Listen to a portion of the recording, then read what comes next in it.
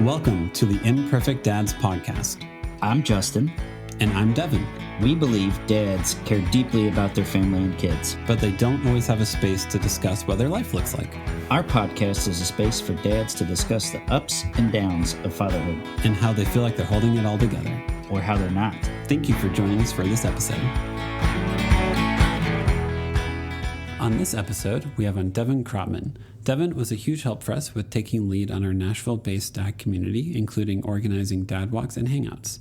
We talked with him about anxiety, how he feels about having a son after having two daughters, his life as a stay-at-home dad, postpartum male depression, and how he got connected with us. Devin shares a story of how he got laid off from a job while on paternity leave, and that caused him to pivot to being a stay-at-home parent. Devin has had his third child since we recorded this episode, and he's actually taken a step back from helping us organize dad community stuff in Nashville. Our friend Evan is filling in that void and helping out a ton. We really want to say thank you a lot to Devin and Evan for all the help that they're doing with dad community in Nashville. Besides that, we really hope you enjoyed the episode. But I will say the amount of snow we've had in Nashville since I've been here in the last 3 or 4 years is like pretty cool. Like I think we've had 3 or 4 major storms. Yeah. So.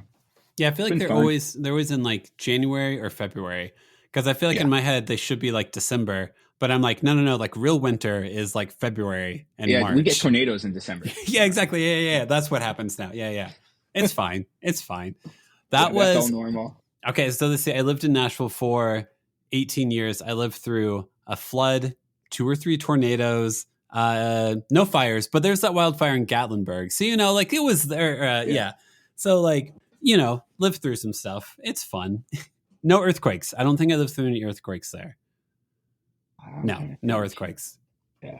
No. I've been in some earthquakes in LA, but not in Nashville, I don't think. No. Yeah. Earthquakes are weird. I've been, my hometown in Evansville is on like a fault line, and there was an earthquake once. It wasn't like a real one, but it was kind of like everything like just went for like 3 seconds while we were that's exactly what it is. And then you kind of like, wait, was that? Yeah. Like I remember in LA one time, the 2 earthquakes we had were pretty minor, but my parents were in town, and my mom, Mindy and I were watching TV with my parents, and my mom literally looks at my dad and she goes, "Stop kicking the TV." And he goes, "I'm not kicking the TV." And they're like, "Oh, it's an earthquake." And it's just like, by the time we noticed, it was done. But it's such a weird feeling. Yeah. Well, also like, I feel like I remember doing like earthquake drills like in middle school or elementary school. And it was always like, hide under your desk, get into a door, like go to a stable spot or where, if stuff starts falling. And what I realized in the one earthquake I lived through, it was like 3 to 4 seconds. And I'm like, in those 3 to 4 seconds, I was more like, what the hell is happening? Exactly. Now I better get under my desk. Yeah. But at least there's a plan in place. So. Kind of. I feel like I love plans for like natural disasters for something like an earthquake, because it just happens. Like, it's not like a wildfire where it's coming closer and you should start to evacuate and stuff. An earthquake is just like, well, it's happening. Blah, and you're like, oh, okay, cool. Here we go. Can I ask you a question? Yeah. Of all the natural disasters, which one scares you the most as a dad? Oh, I would say flooding, because the thought of if you're with your kids, and because it's the slowest death, because it would be like, what if it comes up through your house and just started rising and rising and rising, and you just keep going, like you start to run out of options as you get higher and higher in your house, and then you have to get on the roof and stuff. So like, I don't know, for some reason, the slow death of it all potential for that would be very terrifying to me. It's pretty dark. Yeah, I'm a dark person, so it helps. Tornadoes are pretty awful because that's mine. Tornadoes. Well, I mean, they never happen in the daytime. Like, it's so inconvenient. Right. Like, why? Especially in Nashville, they always happen like 2 a.m. Yep. Right, and the fact that like a storm's coming, you don't know if a tornado's going to come, and then you get a tornado warning. It's like it could be minutes, and I just feel you're so helpless. Yeah, I mean, you're helpless with all of them, but it's like the suddenness of it. Even with wildfires in LA, like we were close to a few. We never had to evacuate, but it's like you kind of know when it's coming. It can escalate quickly, but a tornado can be there in like minutes and devastate. Yeah. We've seen it in Nashville. So I mean, tornadoes are cruel also because like, were you in Nashville for the 2020 tornado? No, that was like 8 months before we moved here. Okay. So like, it's trippy because like, we work and like where Joyland is didn't get touched by the tornado, but Basement East, which is on the other side of the parking lot, like was destroyed. And you're like, what's like people I can't remember if basement east is where some people were walking to their car at night and they got killed by debris. But like literally, like WeWork and Joyland is here. There's a parking lot, and then basement east is right there. And like I don't think the WeWork building had anything with it, but like an entire wall of basement east was gone and people died. And so it's like not even a block over. So that's what terrifies me the most about tornadoes, is that it's like, oh, my house is fine. What about next door? There is no next door anymore. It was literally completely lifted off the ground. So messed up. I think it's fascinating to discuss. I think most of dads' anxiety with their kids usually rests with safety. And I find that very fascinating, that almost every dad, their anxiety isn't like, will they get into, I mean, some of it is. I don't think it's as focused as like, will they get into a good school? Will they do this? Will they be accepted socially? Almost every dad is like, it's my job to keep you safe. And that seems very ingrained. And it's like for people who are liberal leaning, right wing leaning, like almost every single dad seems to have it ingrained in them. Like, this is my tribe, my den, whatever. Yeah. If I can't keep them physically safe, I have failed in some way.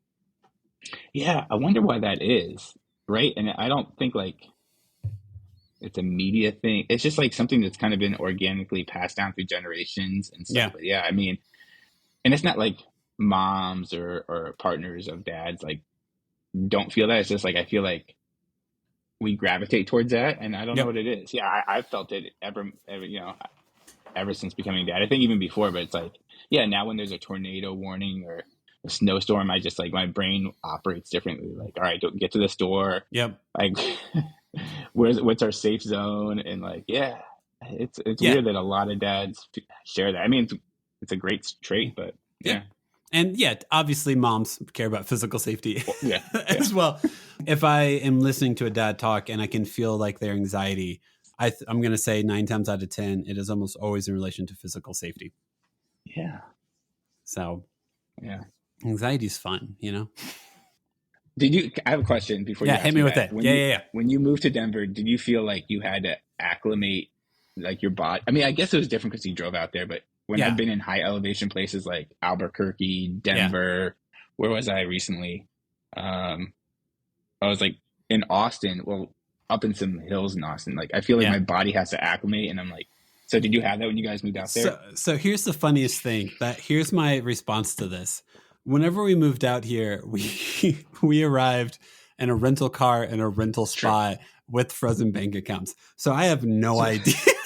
Your body was just, You're probably I knew I drank a lot of water. I knew I started wearing more sunscreen. I knew I was doing all the things I was supposed to do, but like, I have no idea. So like whenever we just spent some time in Indiana and came back, and I don't feel like I had like headaches or anything like that. I don't feel like I had like shortness of breath. The only time I notice shortness of breath is like if I try to run, which is also something I just in general try not to do. So that's the only time where I'm like, oh, I'm at altitude. This is a lot. If we go up higher, then like if we go up to like Breckenridge or something like that, or one of the mountain towns, then up there I do definitely. I'm like, oh, I need to drink. Like it's like just it's almost like a low like buzz or like low grade like exhaustion, where you're just kind of like, I need to have some more water and probably take it a little bit slower. And I realized I needed to. Yeah. Colorado problems. Colorado probs. Good problems. I don't know if it's all of Colorado. I think it's a good majority of Colorado. I was trying to think if they're the lowlands in Colorado, and I haven't explored that much. So there's a few, but you probably haven't been out there that way yet. No. So anyway, I was going to ask you, how do you feel about, let's see. I'm jumping too quickly into this as if you're known because I know you. Devin, other Devin. How do you like being known as other Devin instead of just Devin? Because I almost always refer to you as other Devin. How do I feel about it? Yeah. And I guess you should call me Devon or Devo for this episode. No, I feel honored and humbled. No, but it's so funny. You go through life, there's not a lot of other Devins. There aren't. And, to connect with this Devin, and we can get into the deep stuff later, like, and connecting with Nashville dads and the way it's opened up things for me. So I feel honored to be associated with the pod father of Nashville dads, Devin. So I'm okay to be called the other Devin. Respect. And humble. Respect. Yeah. Yeah. Humble. I mean, it's just not a common name. I feel like you have the more common spelling of Devin, and I doubt your name gets mispronounced whenever they see it written down. No, it does not. But I bet yours does. Constantly. Just constant. Have I not told you this before? Whenever I go to restaurants, I say my name is Steve. What? Yeah, well, because Devin. Well, I mean, if they even write Devin, they're not going to write it the way my name is spelled. They're going to write like you, or they're going to spell it some other way. When I worked at customer service jobs, I used to have a running tally of or list of what other names I'd been called. Because I'd be like, well, this is Devin. How can I help you? And they're like, what? And I'm like, one time I called into King Tut's in Nashville, and which is like Egyptian food, and they're like, yeah, what's your name? And I said Devin, and they just said, what? Like they didn't even say. But So it's just in my head always. I usually lead with Steve instead of Devin. Steve. After those moments of people literally hearing my name and just going, what? Is probably my favorite response to my name of all time. I'm surprised by that. It's not that uncommon. Like, it's definitely not a common name, but for someone to go, what? What? It's like a foreign language. Dare you? Well, but, I mean, I do mutter and I do speak quickly sometimes. I kind of talk like this sometimes. So the Lord understand me times, so I understand that. So I hopefully wasn't doing that whenever I did it, but okay. Go eat more King Tuts. We'll give King Tuts the benefit of the doubt. King Tuts and their delicious gyros. I have not been. You haven't? It's right next to the zoo. It was always my favorite zoo thing was to go to the zoo, call it in before we were walking to the car, and then pick it up on the way home. That's a good plan. Pro tip. Other Devin with an I. How many kids do you have? How many kids are you expecting? All that good stuff. Let's do the basics of how many kids you got. I have 2 beautiful daughters, 4 and 2, and I have a 3rd kid on the way will be our first boy. And I'm scared and terrified, but also like incredibly excited. I mean, I should pick better words, but I don't know. Like, I feel like with every kid, I've grown as a person, as a dad, as a partner. And so I'm excited about like what this means, and like I don't know, but I'm also like terrified about being outnumbered and all that. But I don't know, like I'm kind of rambling here, but like after we had our second, Mindy and I kind of like we kind of like, are we done? And we were like, no, I don't think. And we just didn't put away the baby stuff. So I think we kind of always knew that we were going to get to this spot, and we feel lucky that we're able to do that, and we have a great like community and family, and so it's it'll be cool. Like it's always fun when they first come home, fun and terrifying. Yeah. And so I'm looking forward to our family growing. It feels like it's the right thing. So yeah, a 3rd on the way, and we'll see if there's any more after that. But I'm getting old, so right. Do most of your friends, did they have kids whenever they were younger or whenever they were about your guys' age? Because I feel like a lot of my friends, whenever we started getting married, had already like had kids pretty young. So like by the time we were like 33, 34, having our 3rd kid, like we were an older couple doing that, even though like 33 and 34 isn't that old to have a kid. All right. Because that's when we start. Yeah. I would say most of my friends were probably older than your friends. I think most of my friends were like 30, 31, maybe 32. Okay. But we are definitely on the later side of that because we were 34 and a half when we had it. So like we are later than our friends, but overall our friends were pretty late anyways. So. Okay. Yeah. How old were you when you met your wife or met Mindy and got married? We met when we were carry the one. Wait, we met when we were 24 and we got married.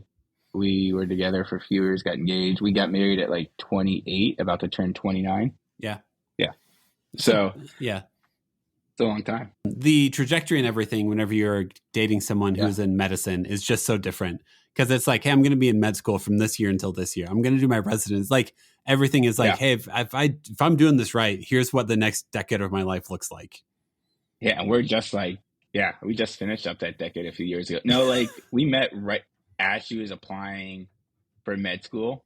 And And so we didn't know where we were going to, what our thing was going to look like, but we had talked about like what that might look like. And so then she got in that spring or something. I can't remember the exact timing of this, but we got together right before med school.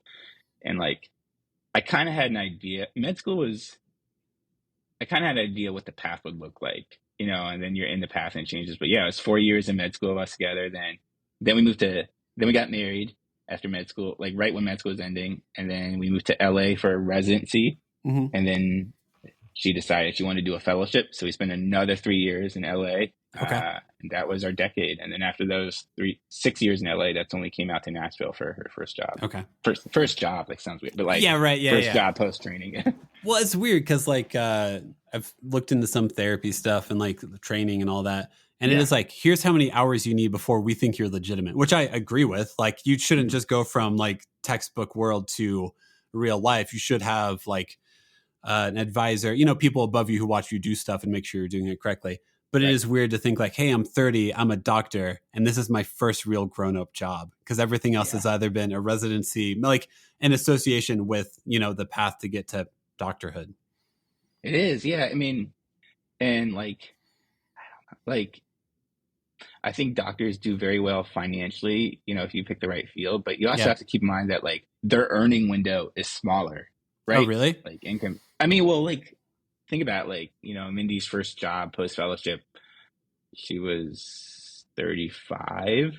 Oh, I gotcha. Yeah, I understand. Yeah. So like, most of us started working 23, 24. Yeah. Right. Mm-hmm. So like, yeah, it's a path not for the faint of heart. And, I think anyone in the medical field has chosen something, that I don't want to say altruistic, but like it takes a certain kind of person to like really do that. And the amount, and it's also like it's customer service. The way medicine has changed, it's also like not only do you need to know all this scientific and technical stuff, but it's like customer service is like half of it. And it's like, when I was working at my last job, I used Mindy's job to give me perspective. Mm-hmm. And like what I mean by this is like if I was having like a bad day or a bad meeting or anything like that, I feel like, well, like this pales in comparison to like what Mindy or any of her colleagues have to go through. Like no one is going to die or like I'm just like going through a spreadsheet or something. Yeah. So yeah. Now that I'm at home, I still remember. I still try to keep that in mind. Yeah. Although I have two living here. And she's an oncologist, right? Yeah. Hematology oncology, so blood cancer. Okay. Yeah. So like, sadly, I would never want to see your wife in a professional setting.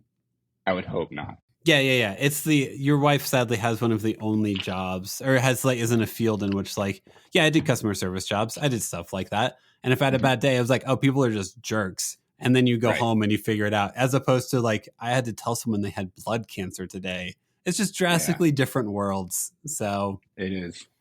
Yeah. And it's completely different. And so I try to keep that perspective and realize whatever day I had probably pales in comparison. And then she also is like, I'm going to get a little sappy right now. Like she's an incredible mother, like, like with the kind of work that she does and the job that she has, like she does everything she can to like bust her butt to get home early. She always wants to like try to drop off Jaden or pick up Jaden and like is like physically and mentally present for these girls. Yeah. As soon as she walks through the door, and it's like I can't even do that sometimes when I'm home, and it's just like I don't know how she does that on top of what she's doing at work. So I don't kind of bat it out, kind of hit out my league on that one. So yeah. I always wonder if it's because of scarcity and because like I feel like when you're like because my wife is similar where she like is very good at like being mentally present for the kids. And like where, I mean, if you're a stay-at-home parent, I don't know how you run your house, but like I'm more of a let's see what happens type of stay-at-home parent as opposed to like here's our schedule, here's what we're definitely going to do. Like I'll have like a format of like, all right, I know I want to get out of the house at least once. We need to make sure to eat food and we'll figure it out from there. And I know that's like loosely what I want to do. Whereas like if you work a high level job like my wife or your wife do, like everything is very focused. So whenever they get home, they still have the inertia of being focused. Whereas I'm just kind of like, oh yeah, no, I mean, we ended up at the zoo. Like it took a while, but we got there. because anytime I try to do like all right, we're going to be focused, we're going to do this, we're going to do this, we're going to do that. Like kids don't care. They don't want to do whatever No. schedule you created. They want a ballpark of ideas, but like I can't sit down and be like, all right, for 1 hour, we are going to work on letters. Our stuff like I just, it doesn't work for me for whatever reason. And you and I talked about this right before I became like a full-time stay-at-home dad. And like, it kind of helped give me perspective because like I do the same thing now. Like I create a general framework, and work within that framework. Because I think if I did, and some parents who are stay-at-home, like being very prescriptive and lining out the day works for them. And that's fine. But I felt like doing that would create stress for me. Yep. And you kind of echoed the same thing. And then also it's like, it might not work for the kids too. And so like my goal is to create a framework and go within that as long as they're not watching TV 8 hours a day, and then it's like, okay, they're alive. We learned a little bit. And that's why I also feel like there's a shelf life on, how do I say it's like my skill set is a stay home. Like I feel like at a certain point, like both the girls are going to be in preschool part-time, but it's like, I think that part fills in the gap because I'm well aware that I don't have that. Yeah. And so I think the early parts I can be at home, but then, I mean, they want to meet other kids and, because Josh is in preschool or is about to start preschool, right? Yeah. We're hoping in August that he'll start pre-K, but he'll also turn 4 in September and stuff like that. And it's the humility or whatever word you want to call it. It's the acceptance of like, I'll put it this way. I'm a stay-at-home parent. You're a stay-at-home parent. Have you had anyone ask you if you were planning on homeschooling your kids? Because I've had people ask me that before. And I'm like, no. I'm just staying home with them. I am not a teacher. I do not have the skill set to be a teacher. Like everything you just said is not anything I am. I'm pretty good at keeping it chill, making sure kids feel seen and heard and stuff like that. But like when it comes to like, hey, let's teach you a lesson plan, I'm like, I can sit down with a very basic workbook. But besides that, I studied audio engineering stuff, man. I don't know how to do this. No one's asked me that, but I mean that sort of question is essentially like, like there's a difference between being a stay-at-home parent and then something like that where you can do homeschooling and having that sort of framework. So I mean, both are difficult, but they're like different variations. So I'm not made for being a homeschool parent at all. Some people are. That is not. I love going on adventures during the day. I love running errands and stuff. But if it was like, hey, sit down and teach your kid math, I'd be like, I could figure it out. But I would rather just send my kid to a pre-K or something like that where they can do that. So are you going to name both your daughter's names start with a J?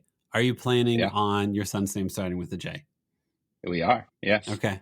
The triple J's. It's going to be, it's probably going to be Jason, and we're still working on different spellings of that. Oh, okay. But we want to incorporate a Y somehow because both girls have a Y in their name. Okay. So, it's going to be a Jason with a Y in there somewhere. So, okay. Nice. Yeah. Well done. And by the way, the J thing, like, I don't know how we got to that. Like, it's not like J has any like significant meaning to us. Like, we just always like the name Jaden. So that was for the first one. And then we're like, oh, we'll just do Jordan for the second one. And now we're just now you have we're a down theme. a path that we can't get out of. Yeah, you can't. No, I get it.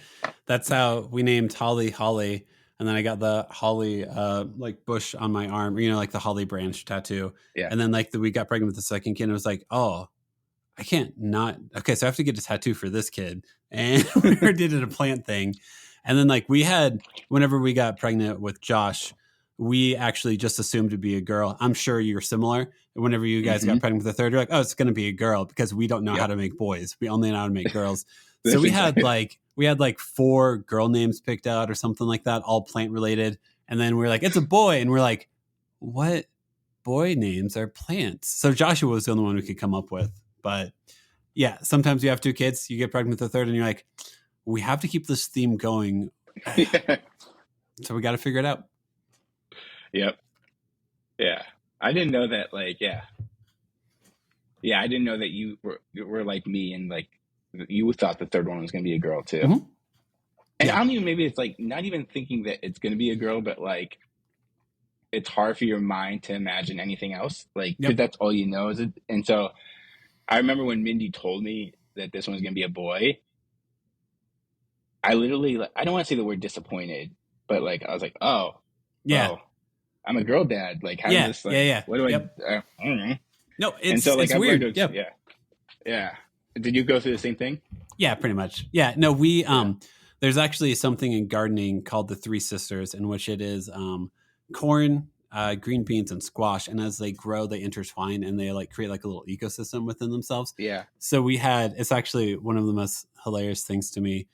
We had planted like the things for the corn or something like that. And like, it was either like the same week around the same time we found out we were having a boy, a squirrel had come in and taken all the seeds out of the ground and dug them all up. So in both realities, the reality of Three Sisters was just completely taken away. It was never gonna, yeah. I was just gonna say, I think that's like part of parenthood too, right? Like, you never quite have it figured out. You're always kind of playing catch up, and like you're always getting curveballs, for lack of a better word. And so like the second one in of itself is a curveball, because it's like, oh, we have multiple, and then like the third one, you're like, well, you're gonna be outnumbered, but it's also like, well, this one's a different biological sex this time, so figure that out. And it's like, yeah. So it'll be cool. I'm sure I'll text you for tips. Like, right. Also, it's like at this age, it's like just life differently. So. It's basically the only tip I can tell you that you really have to get familiar with is just pointing the penis down in the diaper, because you don't have to do that at all. Like with a girl, you just put the diaper on and you don't really get peed on. And just whenever it's just know to point it down in the diaper, or else you'll just open up the diaper sometimes and the cold air will hit and just pee just everywhere. So you'll only make that mistake a couple times. Okay. And then you'll be like, now I get it. Now I get it. Now I get it. Now I get it. So you've been defining what like masculinity or like what a man is like to girls, and now you're going to have to do it for a son instead. Does that feel different to you at all? Because it felt different for me when I was like, oh, you're going to think this is what like a man should be like. And I'm like, I am not a typical man, like in any way. Yeah. Well, yeah. So I have thought about it, and definitely what we taught are like, I also see it as an opportunity. Like, how do I say this? There's a lot of toxicity in the world, especially around political stuff. And I think, obviously, you know how I feel about certain things, but I think I see this as an opportunity for Mindy and I to raise this boy in a confident and sympathetic and emotionally intelligent masculine way, by also teaching him the importance of feminism and equality and all that stuff from the beginning. Like, so I'm kind of excited about the blank canvas, and like, and sure, like, I'm sure, if this boy enjoys certain like masculine things that like I like to do, like sports and stuff like that, then we'll bond in that. But I also see it as an opportunity. And I actually think, I don't want to say it's going to be easy. I don't think it will be, but I think having two older sisters and then Mindy around, like, I think we can create a version of masculinity that I think will be healthy for him and for the world, hopefully. Yeah. So I'm excited. It's like blank canvas. I don't know. Do you have the sort of same approach with Josh? I think so. Yeah. I think it's like, to me, like masculinity, the reality is that like whatever you define it as is you have to define it for yourself. And I think like being more of a beta male or whatever you want to call it, like that's something that like not until like my 30s, it's like, oh, I'm just not that. Like the alpha male, very dominant personality, that's just not me. And that doesn't make me less of a masculine energy. It's just not what the expected masculine energy is. So if he has any experience with that also, of being like more artistic and liking, like being like a weird music kid like I am, like I'm like, oh, I will hopefully be able to instill confidence of like, hey, like you're good, even though like every other definition of masculinity out there doesn't line up with who you are. Trust me, you still are, and you're fine. Or I like that. Or if he does like really like the masculine things, he can also understand, like not let that be his singular version, because he understands who you are and understanding like both that, and so have a more like holistic understanding of what masculinity could look like. Yep. Yeah, because I do think that's damaging of being like in any realm of life. If you're like, this is the only way this can happen and this can exist, you've excluded a lot of people. You've excluded a lot of definitions that are people's lives. So yeah, never want to teach that to my kids. There's only one way to do something or be something, because Yeah. it's just not true Nope. at Yeah. all. Yeah. So, but yeah, I mean, I'm excited about it. You know, I've learned, like, I have a hat. I think you've seen it. It says like girl dad, and so now Yeah. I'll have to get like a boy dad hat. But like, yeah, you know, I think we wrap up so much of who we are into an identity. Mhm. But I'm excited about the opportunity to have a son and to raise that son, and you know, see where his life goes. And I'm really excited the fact that he has like two older sisters, because I think like, and you can probably speak to this, I think that will shape him in a lot of beneficial ways. Yeah. Can you speak to that for Josh? Do you think Yeah, that's man. the same thing? I Yeah. think I have a close family friend that has the same birth order that we do, and which is Right. girl, girl, boy. And like, I'm like their fourth child pretty much. And whenever we told them that we were going to have like a son, they're like, oh, he will have three moms. Like, just so you know, Yeah. like no matter what happens in life, he'll have his real mom, his oldest sister mom, and his middle sister mom. So it's just it's a different energy, you know? So yeah, nope. I think it's really cool. I think it is a different dynamic. I mean, yeah, because it's just, there's so much feminine energy in the room, but you still are masculine at the same time. So you like interact with femininity more than you would if you're just a family of boys, you know? Mm-hmm. Which Yeah, I think is good. So I think it's good too. Some people may disagree with us, but that's okay. hey, you know what? To each their own. Yeah. Oh man, let's see. Do you want to talk about how you got involved with doing dad walk stuff, and how we basically begged you to help us out with dad walks because Justin and I had no mental space to do anything real with dad walks and dad community stuff? Yeah, let's do that. So, I mean, I guess like going back, maybe was it last, I think it was the summer or fall of 2023 is like when when the Mark Zuckerberg algorithm actually worked for once, and like you guys just popped up on my feed, and I don't know if it heard that like I was like becoming a stay-at-home dad or whatever, but like I was like, I saw Nashville Dads, and I was like, oh, this is cool, and you guys had a podcast, Yeah. and like then I met you guys up for a walk, and we just sort of connected from there, and like I loved hanging out with you guys and meeting all the other dads, and like and then from there, I think when I realized that like, oh, this could be part of a real community is when like I decided to schedule that dad night out at Putt Shack about a year ago. And that's when I felt like it really became part of the community. And then, fast forward a few months later, you, me, and Brian were at the library, and you're like, oh yeah, I'm moving, by the way. I was like, oh man, I just made a friend. Yeah. What'd I do? Why is he moving away from me? Nope, that's it. Yeah. I forgot to tell you, you were the reason. I'm moving my whole family because of you. Yeah. Then, Nashville's only big enough for one Devin. Okay, so you win this round.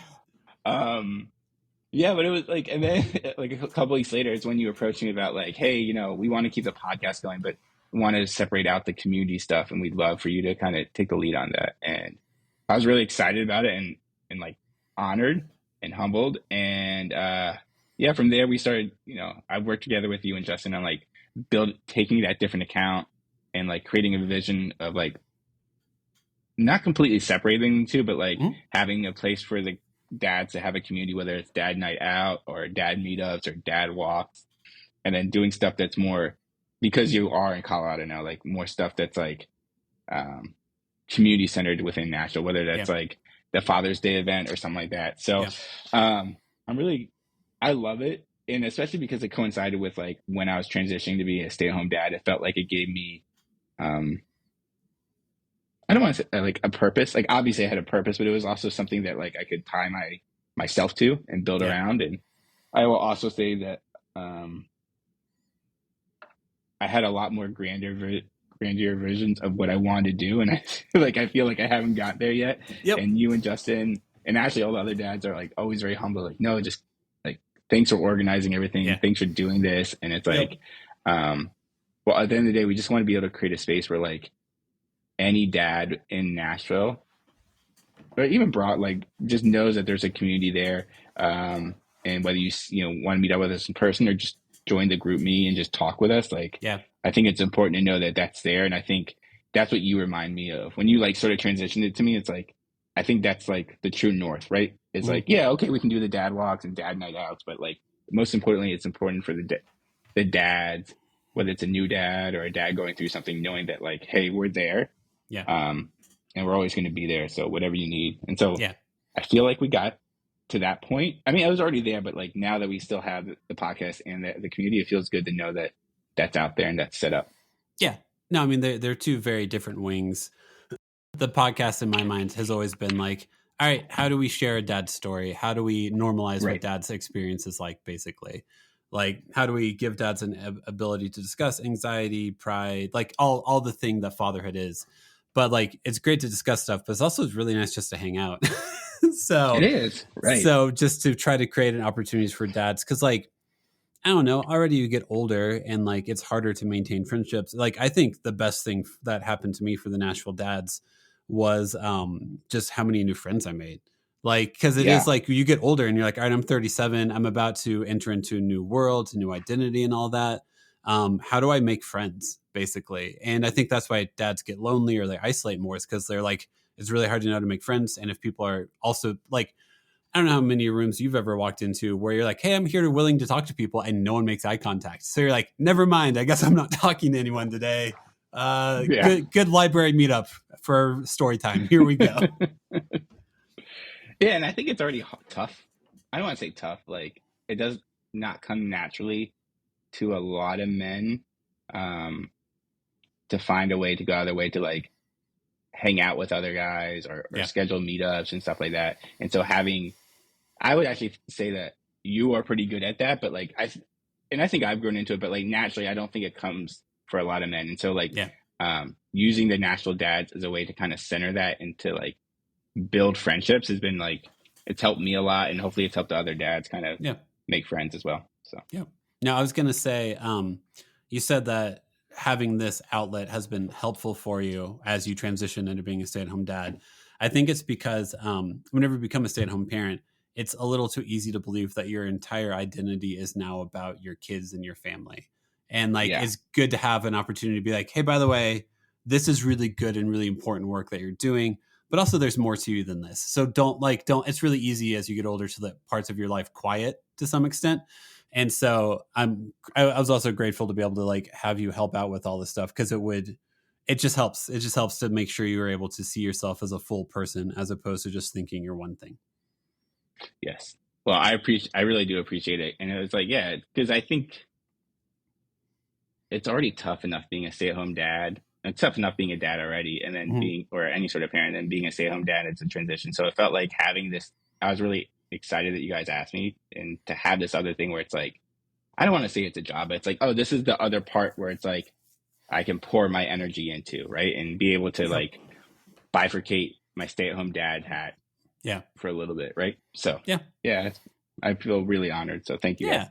Can I ask you about, or would you be willing to tell about like where you were in your world whenever we asked you to do that? Because you had been laid off from jobs and you were kind of like in this whole like, do I become a stay-at-home dad? Do I not? Like, can you tell us more about your journey of how you ended up becoming a stay-at-home dad? Because I feel like it's like one that's pretty relatable, and like other dads have also experienced it. Yeah, it definitely was not like in my vision board. Like, I did not envision where I am, but that doesn't mean like I'm really happy with where I'm at. And like, also like really grateful that like my wife has a career that allows me to do this. And still hopefully provide for the family. I can provide for the family in a way, but so like, it was after our second kid. We had Jordan, fall 2022. I took a couple weeks off, and then I went back to work with the plan of taking a longer paternity leave. And so in 2023, I took that longer paternity leave. And when I did, I kind of knew that I knew my time was up at my current organization. Because I had been there for 8 years, I thought I would come back and we would just like kind of work something out, or maybe I would end up leaving in a year. But turns out that wasn't in the cards, and I actually got laid off during the paternity leave. Fine. How is that legal, by the way? So it's a not that you should know, but yeah.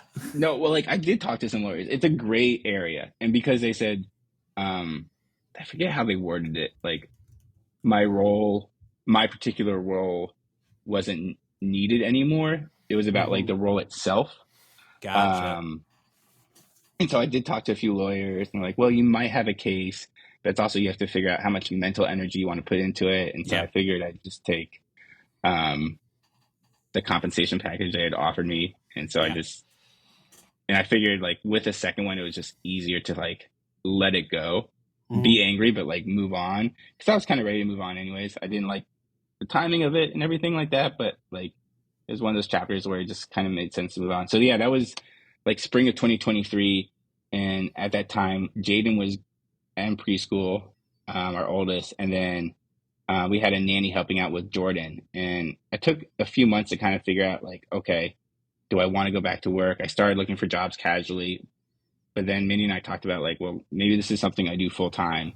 Yeah. And so at that time we still had our nanny. And so I was like kind of looking for jobs, but also thinking about the stay at home dad stuff. And that's when I kind of connected with you a little bit more. Yeah. And we had a few conversations and yeah, I somehow like felt like this is the right opportunity and I wouldn't get this chance again. And if it didn't work out, we could always go back. But, yeah, I feel like it was a conversation with Mindy, the awkward timing of getting laid off during paternity leave Yeah. and then talking with you and like somehow I landed here and, definitely, like I said, was not in my vision board, but you know, I know, and I think you and I talked about this, like no one ever regrets spending more time with their kids. No one is on their deathbed like, oh man, I wish I hadn't spent that much time with my kids. Like, they're always like, I wish I'd spent more time, right? Yeah, And so like, I knew that like, this was something that would not be easy, but in 5, 10, 15, 20 years, like I know I would go look back and appreciate that. Yeah. So. And like in my mind, like it is a temporary thing. Like you're It like is, yeah. until your kid gets into kindergarten or pre-K, like you don't work a full-time gig. And yeah, I think that was the thing I asked you of like, all right, do you think you will regret missing all the little moments with your kids whenever they're this young? Or will you miss like your identity and like honestly compensation that you get from having a job? Right. And you were like, oh yeah, compensation identity from the job. I don't care. Like that's fine. Yeah. Like, Yeah. cool. And I remember, I think we actually were talking about this at the, what dad hangout? Was it at the State History Museum? You and I talked about this? Yeah. Yeah. And that's when I realized is like, if I can learn to fully let go of like the fact that my career is going to look a little bit different in 3, 4, 5 years, then that was the biggest step. And I think I kind of already knew that I was, but it's like just coming to full acceptance of that. Yeah. And so again, everyone's journey is different, you know, but I feel lucky to do this. And like that, like, I also want to be clear, just like, because I'm a stay-at-home dad, does not mean I'm a super dad. There's a lot of days where I'm like, I shouldn't have yelled, like I screwed that up, like, what am I doing?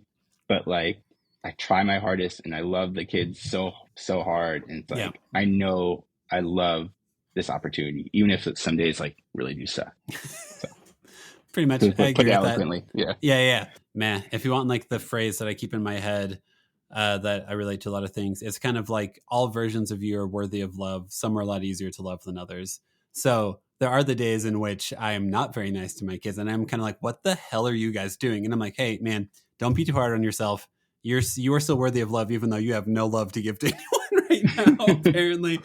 But just know that like, while you don't like this version of yourself, you're worth loving. And how do you get back to the version of yourself where like, hey, I'm proud of what I did today, and just give yourself grace, because to expect yourself to operate at such a high level every single day is you're going to be disappointed a lot because it's not realistic.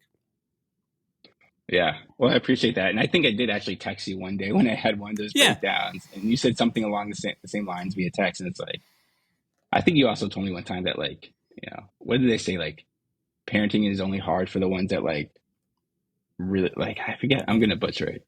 Yeah. It's like, but I don't know. Yeah. And so, yeah, it's like giving yourself grace is a big part of it. So it's I don't know. The question is always, do you care? And that's it. Like whenever you do something that, how philosophical do I want to make this? I think people are usually like, it's always good to be aware of your patterns. And whenever I have a day in which I am not like, whenever I do feel like I yell more, I feel like that's not consistent with the pattern of how I usually act. And so in those moments, do I accept that as my new pattern, or do I go, hey man, you had an off day, you'll be fine. don't like, just, you knew you were meaner, you knew you were harsher than you wanted to be. Just don't repeat it. Like I like mantras a lot because I'm kind of hippie. And what my favorite mantra is, if I'm willing to do it today, I'll be willing to do it tomorrow. And I use that for positive things and for negative things. If I'm willing to lose my temper with my kids today, I'll be willing to lose my temper tomorrow with the kids. If I'm willing, if I'm willing to be something today, I'll probably be it tomorrow. So I just keep that in mind as I approach if I'm going up in the roller coaster and I'm about to go over the edge of like screaming about something dumb. I'm like, hey man, if you justify this today, you're probably going to justify it tomorrow. Yeah. That's a good mantra. So I'm like, damn it, but I really want to justify it. Yeah, but if you do it once, likely you're going to do it a second time. If you do it a second time, you're likely going to do it a third time. It's not to diminish your emotions or your feelings in the moment or something like that. It's just to keep a guardrail or something up in which, like, hey man, it's not always good to completely let go or what, like to be fully whatever the emotion is, because you're the grown up in the room. You're the adult. And you have to, sadly. Yeah. I forgot to tell you that. Yeah. So whatever you do, your kids will think this is how adults are supposed to act. And that's what sucks about being a parent. You become ever cognizant and ever aware of like how every action and everything you do can be so impressionable on your kids. Yep.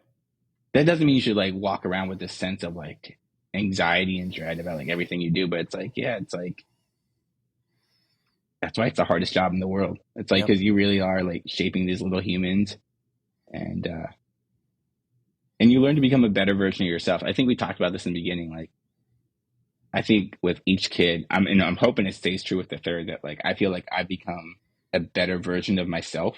Mm-hmm. And there's still like, I still have a lot of improvement in areas I want to work on, but I just feel like I've learned so much and been able to like change myself for the better through these kids. And so, and it's funny, I think we talked about this briefly, like when we first had Jaden, I almost had like, I probably did like have some versions like postpartum paternal depression. Yeah. Cause like I romanticized what this was going to be in my head. And then when she came here, I was like, oh, she doesn't need me. Pretty much. It's this thing. I don't like, I wasn't bonding.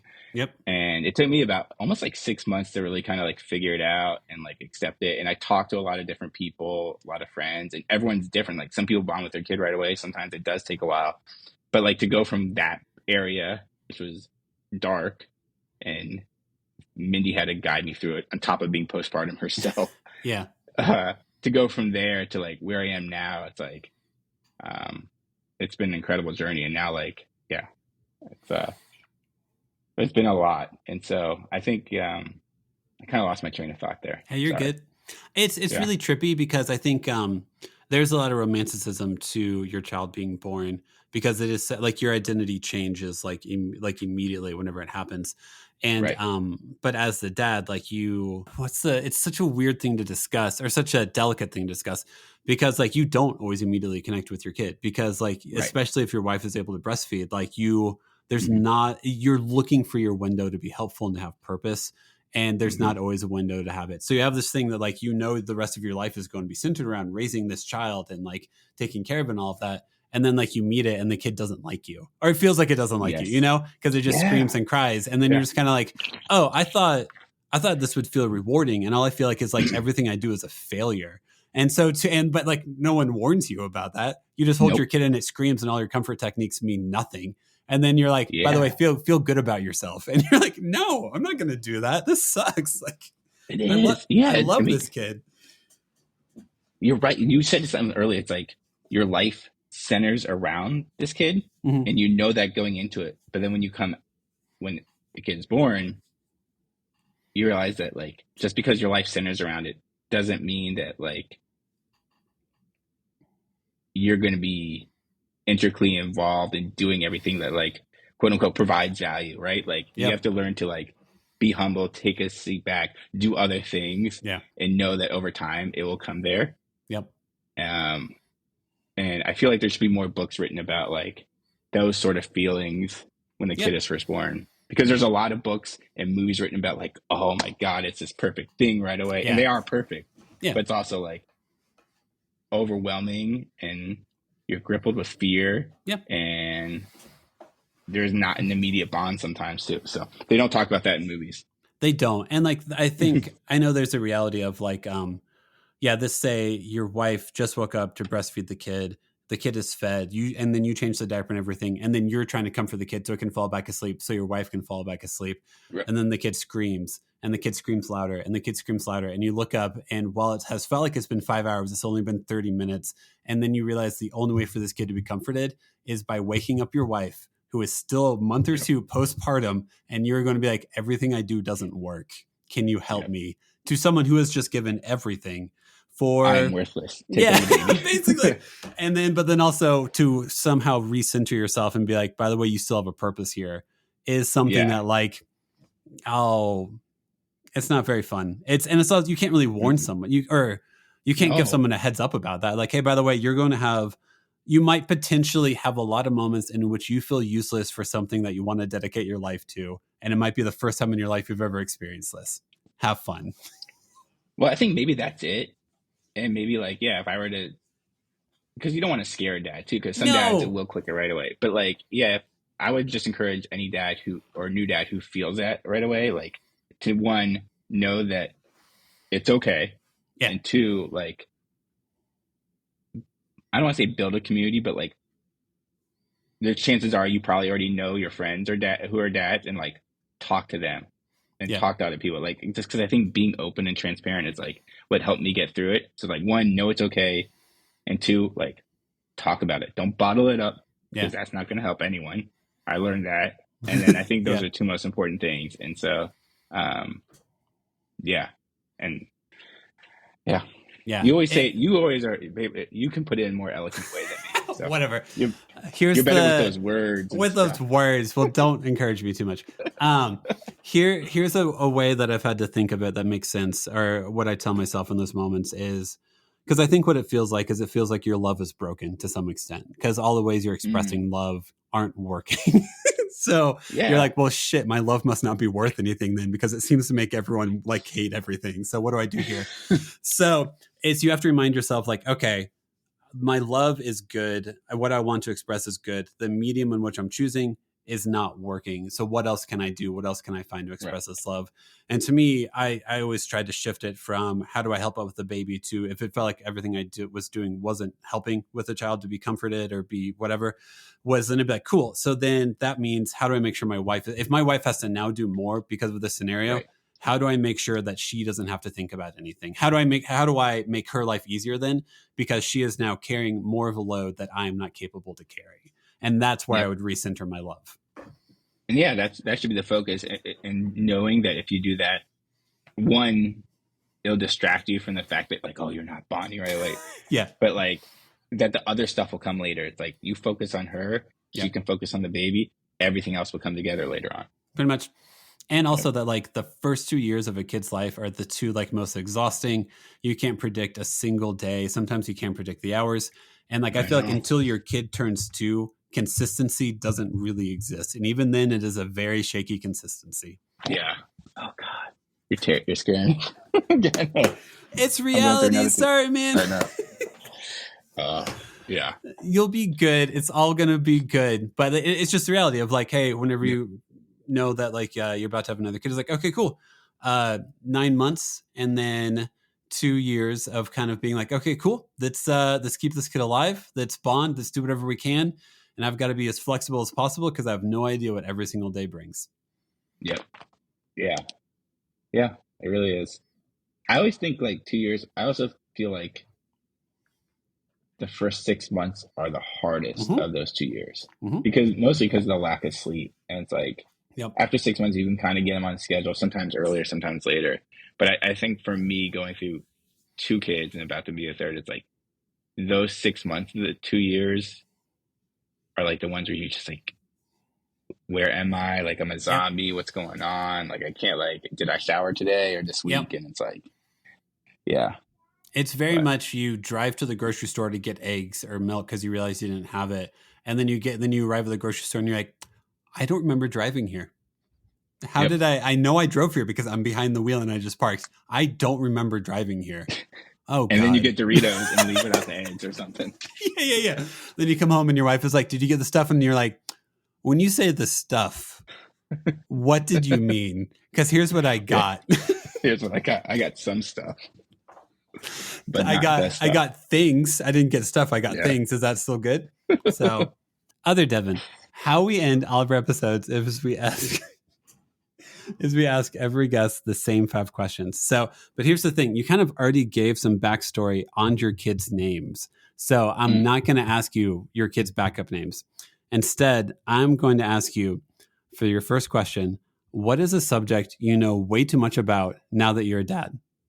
I guess it would be the first thing I thought about, and it doesn't mean it's just this one, but um, like sleep schedules and like how Ooh, important sleep is, right? Like yeah, that's something you like before you're a parent, you're like, oh yeah, I know I should get like 8 hours, but then like like when you have a kid, like the intricacies, the timing of it, yeah, like the approach to it, like it feels like something like.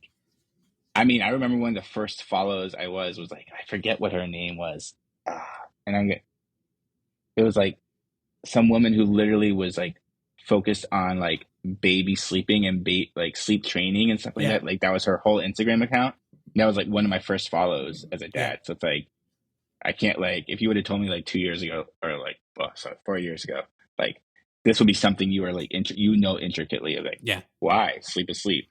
But Yep. yeah, I would. There's probably other things, but like that was the first thing that popped in my head. Yeah. So I think Justin, whenever he's discussed it before, is like, you go to college and you're like, I've pulled all nighters. I've lived on oh Red Bull yeah, for a day or two.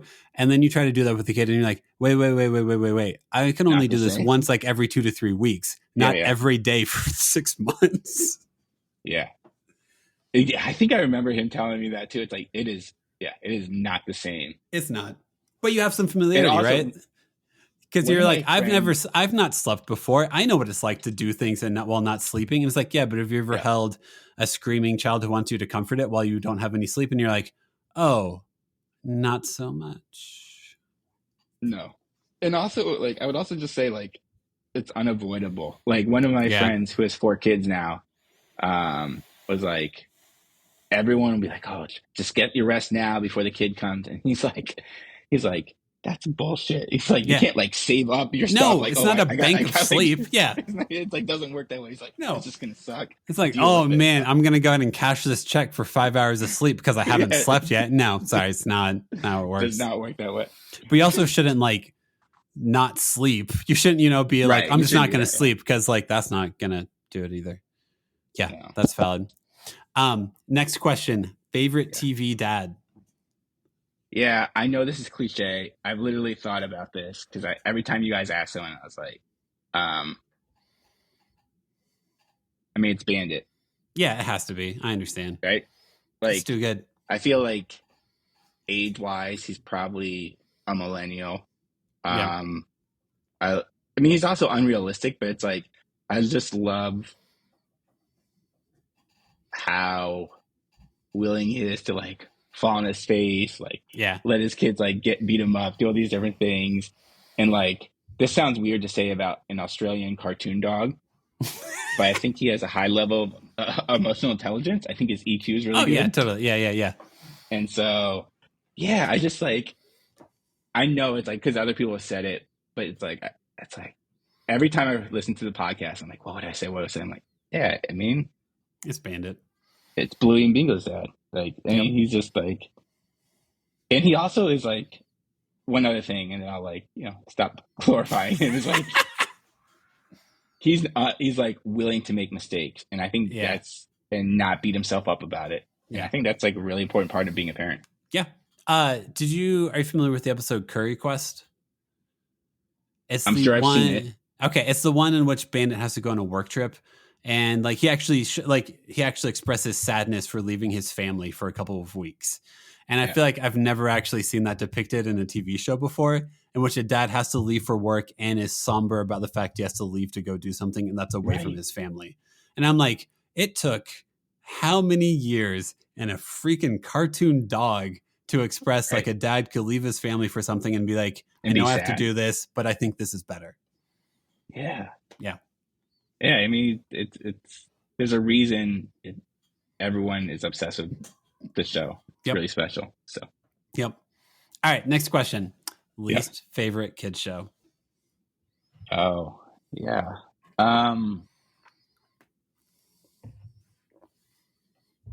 Probably Coco Melon. Mm-hmm. Yeah.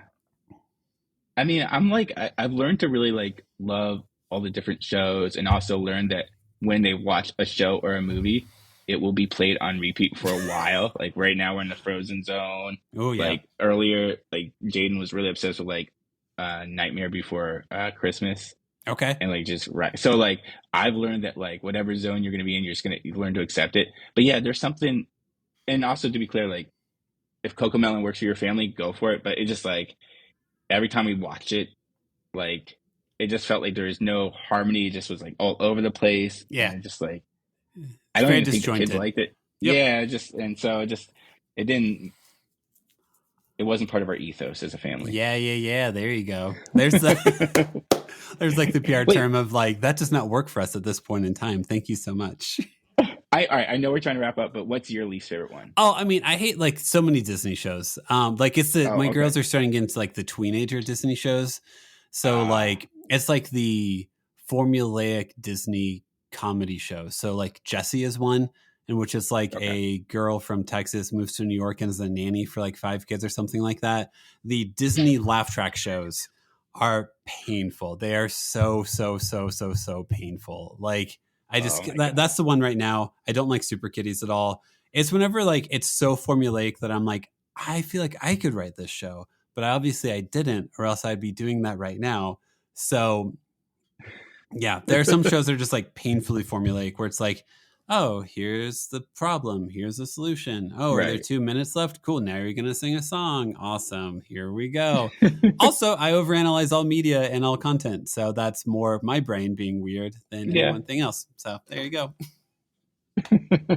But just wait until your daughters want to watch like tweenager Disney stuff like Descendants or stuff like that, where you're just like, this is one of the worst musicals I've ever seen in my life. And now I know I have to watch it probably 5 times in the next month. Yep. Or at a minimum. Or I have to tell them, or I have to look at my daughters and say why this show is awful. I'm not going to do that. Which is going to make them watch it. They want to watch it more. Yeah. So that's not going to turn out well. So just, you know what? Lean into it and know that in a month from now, they'll forget the show even existed. Yep. Anyway, next question. Yep. Favorite kids' toy or activity? This isn't a toy, but it's turned into like an activity that like me and the girls really love doing. And it's so simple, but it's like, you know, I think we actually talked about this one point. Like, you know, those like pre-made pizza crusts at the store? Yeah. And like, we just make pizzas. Yeah. I know it's not a toy. No, it's an activity, it's like an activity though. Yeah. that's like, and like we can be creative, and like they want to be in the kitchen with me, and it gets messy. And yeah, that's my favorite thing. I wasn't even expecting to use that as an answer, but it's like, yeah, I literally look forward to doing that, and they get excited about doing it. It's just like this thing that we have and we share, and it's that's like, cool. And Mindy joins too, like if she's home, but it's like, yeah, it's this really special thing. And I don't know even how we got to it. And maybe one day I'll graduate from pre-made crust to like actual crust. But like right now it's like, it's a cool thing and we love it. Yeah. Have you gotten an uni yet? Or like one of those pizza ovens? No, but I've been looking at, wait, you have one, right? I do. Yeah. Is it worth it? Yeah. Okay. Do like the propane one. Don't do one in which you actually have to get like charcoal and stuff, because it just takes too long.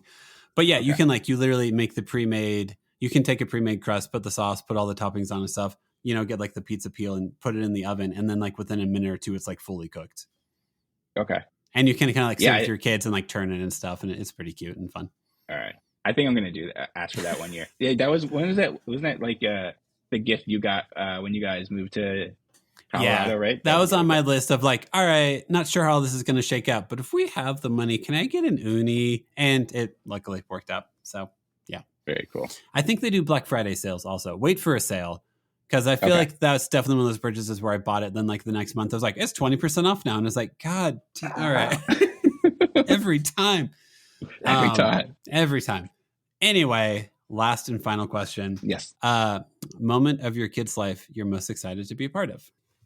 Yeah, you would think like listening to all the podcasts, I'd have better answers or like better prepared. It's like Jeopardy. You're like, oh, I know the answer to that. Then someone asks you and you're like, I have no idea what I'm talking about. Like, I know it sounds cliche, but I've really learned to try to enjoy every phase that they're in and understand that the pros and cons of them.